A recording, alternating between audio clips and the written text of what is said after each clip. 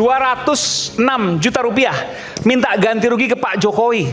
Gimana hitungannya tuh? Bukan Pak Jokowi, sudah koreksi. Oke, kemana? Oh, ke Polda? Bukan, ke Polda Metro Jaya. Jadi saya bisa tampilkan, tadi sudah saya kirim. Boleh.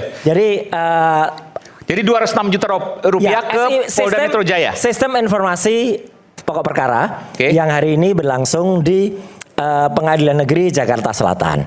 Ya, jadi itu hitungannya adalah memang sudah diatur dalam aturan kenegaraan, dalam aturan hukum Indonesia bahwa ada minimalnya 500.000, ada juga maksimalnya adalah 100 juta. Nah, jadi ada dua, satunya lagi. Ya, oh iya ini. Ini oke ya. Ya ini. Coba bisa dijelaskan. Ya. Jadi saya hari ini Mas Roy mendaftarkan gugatan pra peradilan ketiga. Ya, dan alhamdulillah saya harus apresiasi kejaksaan akhirnya hadir dalam bentuk surat. Jadi minggu yang lalu mereka nggak hadir. Terus kemudian membuat diundurnya persidangan. Jadi yang bikin undur-undur siapa? Bukan kami. Ya, yang bikin mundur itu adalah pihak turut termohon atau kejaksaan. Tapi tadi mereka hadir, suratnya hadir. Mereka bilang mereka akan ikut semua putusan, meskipun mereka nggak hadir lagi. Nah, jadi tadi ini waktu itu kita saya jelaskan dulu ke pemirsa, mungkin belum banyak yang belum terupdate. Jadi hari ini Mas Roy mendaftarkan pra peradilan ketiga yang isinya adalah ganti rugi sebesar 206 juta rupiah ke Polda Metro Jaya. Polda Metro Jaya. Hitungannya dari mana dan kenapa bukan kemudian Jokowi ada? Iya. Polda Metro Jaya. Karena pada saat pra peradilan pertama, alhamdulillahnya kami, ya saya dengan para tim kuasa hukum termasuk Mas Gafur Sangaji di sini, ya itu dimenangkan tadi dikabulkan. Waktu itu ada penangkapan, kemudian penggeledahan dan juga penahanan yang tidak sah. Nah, dalam aturannya yang tidak sah itu bisa dimintakan kerugian. Itu justru adalah ide itu justru muncul dari hakim tunggal peradilan, yaitu dari Pak I Ketut Darpawan. Jadi boleh diajukan tapi harus terpisah. Makanya minggu yang lalu, ini tanggalnya minggu yang lalu waktu itu ada di ketika register, kemudian disidangkan minggu yang lalu, kemudian hari ini sudah mulai karena para pihak semuanya sudah hadir, termasuk termohonnya adalah Polda Metro Jaya, turut termohonnya adalah pihak kejaksaan. Nah, 206 juta, saya sebenarnya ada tampilan satu lagi tapi tadi katanya gambarnya kurang jelas, tapi saya sudah kirimkan yang jelas. Intinya 206 juta itu dari, nah ini. Moga-moga bisa kelihatan ya. Ada 106 juta itu kerugian material, ya. Jadi kerugian material itu bisa dihitung, Mas. Jadi misalnya saya dalam 4 hari waktu itu diamankan ya, di rumah sakit kan waktu itu adalah saya tidak bisa hadir di dalam satu acara undangan. Kemudian saya tidak bisa hadir juga di dalam sebuah hal lain. Demikian juga para kuasa hukum kan ada hitungannya, gitu loh. Per harinya itu ada argonya. Ya, meskipun katakanlah itu pro bono, tetapi kalau itu dirupiahkan, itu bisa. Hitungannya sudah ada. Tadi disampaikan detail. Ya, ada kerugian material ya. Kerugian materialnya adalah 106 juta. Kemudian ada imaterial. Nah, ini sesuai dengan aturan undang-undang. Imaterialnya adalah 100 juta rupiah. Apa itu misalnya? Itu imaterial. Jadi misalnya adalah shock yang kemudian dialami. Ya, kemudian kemudian di mana-mana ditangkap, Roy ditangkap, kemudian di jalan, ini kemarin ya ditangkap ya. Kok kayak kucing ya? Loh, gimana kok kayak kucing? Ya ditangkap kemudian lepas lagi. Nah, siapa yang bilang kayak kucing? Ya kan kayak orang kan bilang, kok kayak kucing tuh Mas gitu. Kenapa kayak kucing? Ya karena kalau kucing itu ditangkap bisa lepas lagi gitu. Nah, itu kan. Jadi Mas Roy diibaratkan seperti kucing. Untung kucing, bukan satunya ya gitu. Kalau satunya kan parah lagi. Untung. Nah, itu kemudian kita hitung. Nah, hitung 200. Tapi yang paling penting Mas Aiman, ini yang paling penting. Dan ini saya tegaskan sekali lagi di Rakyat Bersuara.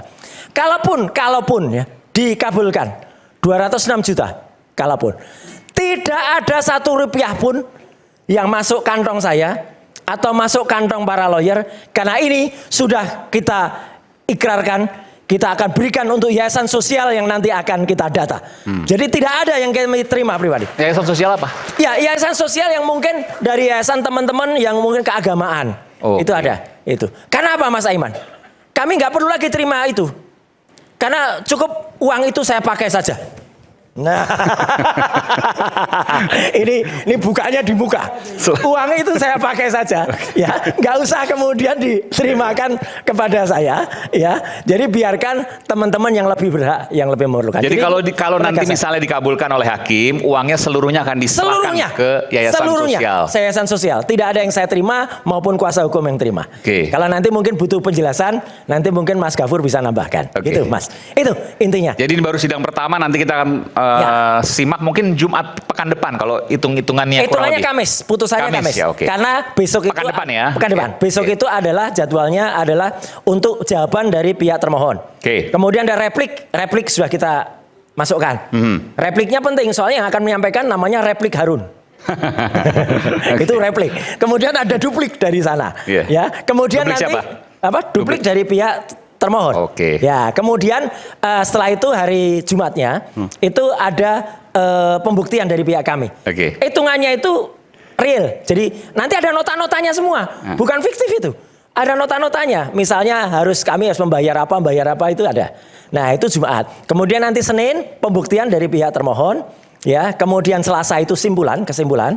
Rabu istirahat. Kamis kesimpulan. Itu putusannya. Nanti kita simak sama-sama dan terima kasih. Saya tutup lagi kaosnya karena biasanya buka kaos itu terakhir, ini saya tutup dulu lagi. Ya. Oke, kita berikan tepuk tangan untuk Mas Roy Suryo. Saya ingin ke Bung Ferdinand dulu. Bung Ferdinand, apa yang membuat Anda begitu yakin? Dan ini tampilan Anda pertama loh nih di Rakyat Bersuara terkait dengan kasus ijazah, kalau yang lain bahwa Mas Roy dan Dr. Tifa itu layak disidangkan dan punya dugaan bersalah. Ya, terima kasih Mas Aiman. Sebelum saya bicara, saya menyampaikan saya di sini di deretan ini bukan sebagai pendukung Jokowi. Dan kalau ditanya saya di kelompok mana? Kelompok yang percaya ijazah Jokowi ada atau di kelompok yang tidak percaya ijazah Jokowi ada? Saya berada di kelompok yang meragukan adanya ijazah itu. Terima kasih Mas Aiman. Jadi saya mau bicara begini. Sejak awal saya mengikuti terus perkembangan termasuk eksepsi yang dimasukkan oleh rekan-rekan advokat Dr. Tifa bahwa ada beberapa yang saya cermati soal eksepsi terutama di poin error in persona dan error in objecto. Saya melihat bahwa eksepsi itu adalah poin yang terlambat. Kalau memang itu poinnya, semestinya dulu mengajukan pra-peradilan ketika ditetapkan sebagai tersangka. November 2025 berarti. Bukan di saat mengajukan perlawanan terhadap dakwaan. Karena dengan memasukkan itu dalam eksepsi, saya melihat justru teman-teman ini kok ragu dengan keyakinannya. Karena saya perhatikan selama ini teman-teman ini kan sangat yakin dengan penelitiannya bahwa ijazah itu kalau Mas Roy bilang kan selalu 99% palsu. Ya kan? Nah, artinya mereka sangat yakin, tapi kenapa kemudian mencari celah keluar dari pembuktian keyakinan mereka dengan mencari exit window dari dakwaan dengan menyatakan error dalam objek dan error dalam orangnya. Kalau bicara error in objecto dan error in persona, pertanyaan saya, kalau memang objek dan person yang mereka teliti adalah dalam tampilan berbentuk ijazah yang diposting oleh Dian Sandi, harusnya mereka mencari konfirmasi kebenaran terhadap Dian Sandi, tetapi tidak mendatangi UGM. Kalau mendatangi UGM artinya yang dikejar itu adalah Jokowi yang mantan presiden, bukan Jokowi yang personnya entah siapalah yang diposting oleh Dian Sandi itu. Jadi saya melihat bahwa pembelaan terkait dengan error in persona itu sudah terlambat dan tidak masuk. Nah, itu kemudian putusan eksepsi kemarin itu kan hanya berbicara tentang bahwa rejim hukum yang dilakukan disampaikan oleh jaksa itu kan tidak jelas. Jaksa terlihat ragu menggunakan rejim hukum apakah KUHP lama ataukah KUHP baru. Mereka memasukkan pasal yang konstruksi hukumnya sama, pembuktiannya dalam dakwaan primer maupun dakwaan alternatif. Di sini pun saya bertanya-tanya Mas Iman, ini jaksa benar-benar ceroboh ataukah ini sebuah langkah strategis rekayasa untuk tidak menghadirkan Jokowi dalam persidangan? Maksudnya gimana? Karena kalau jaksa, ini kan sebetulnya kasus ini sudah disupervisi juga oleh Kajati, Kejaksaan Tinggi. Kenapa jaksa bisa seceroboh itu menggabungkan rejim KUHP baru dan KUHP lama dengan pasal yang konstruksi hukumnya sama? Jadi terlihat bahwa jaksa ini pun ragu mau mendakwa Dr. Tifa ini. Yang akhirnya kemudian diputus diterima eksepsinya oleh hakim. Diterima karena jadi maksudnya gini, ini hipotesis ya, Coach Anda. Ini sengaja dibuat kabur supaya putusan selanya mengabulkan atau Malah itulah pertanyaan memberhentikan saya. sidang gitu. Itulah pertanyaan saya, benarkah jaksa seceroboh itu menyusun dakwaan? Karena menurut saya jaksa tidak seharusnya seceroboh itu. Tapi kan akhirnya bikin dakwaan baru. Ya, 6 Agustus sidang lagi. Ya, ini kan sesuai dengan aturan yang ada, jaksa kan punya 2 hak. Dan apakah melakukan perlawanan ke pengadilan tinggi atau dan itu tidak melakukan menjamin perbaikan. akan ada putusan sela kedua yang hasilnya sama dengan putusan sela pertama. Kalau perkara sudah begini, tidak ada lagi putusan sela. Nanti masuk ke dalam pemeriksaan perkara, tetapi putusannya di akhir. Apakah nanti eksepsi itu kemudian atau dakwaan itu kemudian juga dieksepsi dan diterima lagi, putusannya di akhir nanti, tidak lagi nanti di tengah. Tapi kalau seandainya begini, ini menjadi penting. Kalau seandainya dakwaan itu tidak jauh berbeda dengan hasil putusan sela yang pertama, prediksi Anda adalah? Kalau dakwaan ternyata setelah diperbaiki dan ternyata masih kabur, saya mau menyatakan jaksa merekayasa supaya Jokowi tidak hadir di persidangan. Dan sidang ini selesai, nggak akan bisa lanjut. Ya nggak jelas lagi nasibnya, nggak jelas lagi. Makanya di situ juga meskipun konsekuensinya Dr. Tifa dan Mas Roy ya bebas. Ya akhirnya perkara ini ya harus berakhir. Harus 0-0, 0-0. 0-0. Oke. Dan apa yang ditunggu-tunggu oleh publik tentang kebenaran fakta ijazah Jokowi apakah tidak akan pernah terbukti tidak akan pernah terbukti. Oke, kita bisa saya sedikit berhipotesis, nanti saya akan ke Prof Gayus ya. Jadi misalnya dakwaan dakwaannya tidak jauh berbeda, diubah pasti tidak jauh berbeda dengan dakwaan sebelumnya, maka sidang akan terus nanti jalan terus. Ada saksi-saksi yang dipanggil termasuk Pak Jokowi dong, terus semuanya termasuk Pak Jokowi kan. Betul. Lah, Pak Jokowi bisa datang. Nanti kemudian dari pihak Mas Roy, Dr. Tifa dan seterusnya pasti akan mencecar Pak Jokowi terkait dengan ijazah tersebut. Kan terbuka. Di mana kekhawatirannya? Contoh begini, nanti dakwaan masuk nih, sudah di informasi yang kita dapat bahwa jaksa telah mendaftarkan perkara baru, dalam hal ini dakwaan baru. Teman-teman kan tentu nanti akan melakukan perlawanan lagi. Tetapi tidak ada lagi putusan sela. Ini akan masuk ke dalam pokok pemeriksaan. Tetapi kalau ternyata perlawanan teman-teman nanti diterima, itu putusannya di belakang. Jadi di belakang nanti kalaupun ada pemeriksaan, ya akhirnya kalau eksepsi diterima, maka semua dakwaan dinyatakan ya gugur demi hukum. Maka para terdakwa ya bebas demi hukum. Ya, resikonya itu ujungnya. Tapi bahwa prosesnya pemeriksaan saksi termasuk Pak Jokowi itu kan pasti akan dicecar nanti. Ya, akan dicecar. Ijazahnya seperti apa, tetapi bagaimana dan tentang seterusnya. Kebenaran ijazah kita tidak akan benar-benar nggak akan pernah terbukti itu. Mereka nanti nggak akan pernah terbuka. Nggak akan pernah lagi terbuka. Ini akan menjadi barang yang gelap. Dan kalau statement teman-teman selama ini mengatakan Jokowi akan hadir, ya itu semua tidak akan berguna. Nggak akan berguna.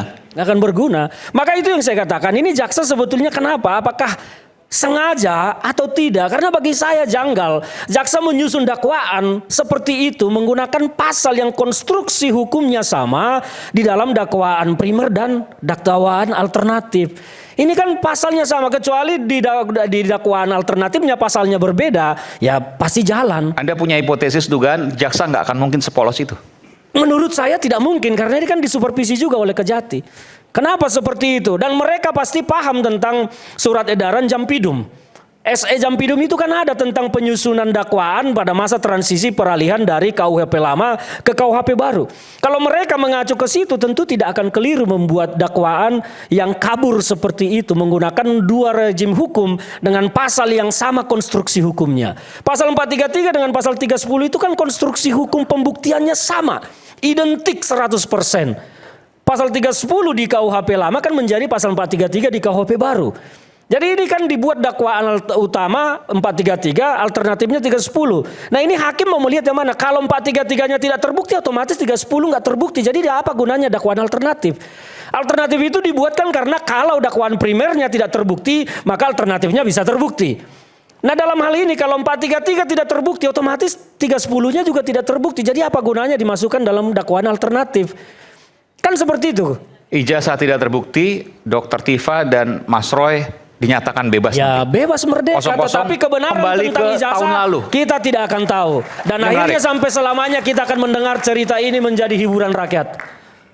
Dan rakyat bersuara akan tetap menjadi hiburan bagi masyarakat. Oke.